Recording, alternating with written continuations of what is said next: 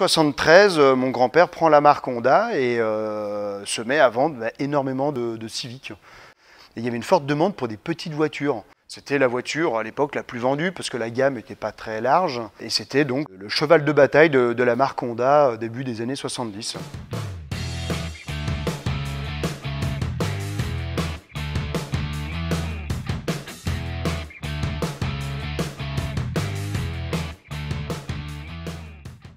Ici, c'est un département qu'on a ouvert avec mon associé Stanis Régnier pour la restauration des voitures japonaises en règle générale.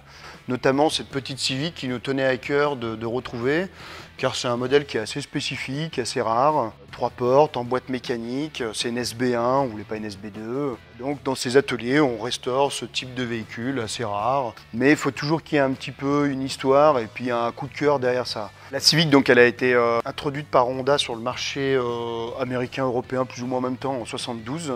Jusqu'en 76, c'était donc la fameuse SB1, et c'est là où la nôtre rentre en jeu, parce qu'il y a eu donc une année charnière où ils ont continué de produire des SB1, mais qu'ils appelaient les 1200.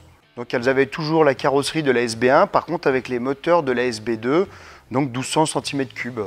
Et après, en configuration 3 portes boîte mécanique, qui est d'autant plus rare parce que le gros de la production a été des boîtes automatiques.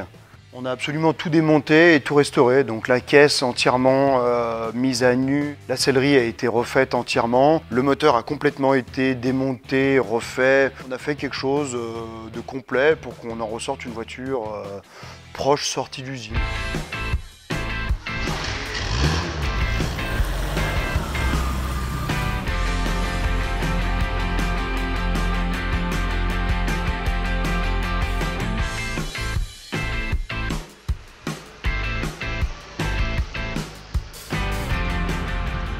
C'est une voiture qui est super à conduire, d'ailleurs j'étais même à mon avis plutôt en avance parce que la voiture était très bien conçue. Forcément moteur transversal avant, traction, moteur très économique, la consommation finalement même aujourd'hui on ferait pas beaucoup mieux pour des voitures équivalentes.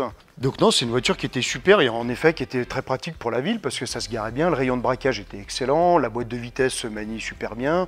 Je pense que la boîte automatique devait être même encore plus agréable pour ceux qui étaient dans des grosses métropoles. C'était une voiture qui était très bien suspendue, très bien équilibrée, qui fonctionnait très bien, elle était safe.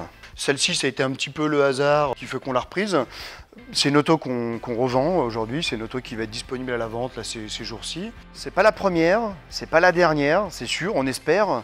Et après, en fonction de la demande des clients qui nous amènent du travail ou de nos trouvailles comme celle-ci, on est ouvert à tout projet et à toute restauration, mais forcément, on espère que ça ne soit pas la dernière.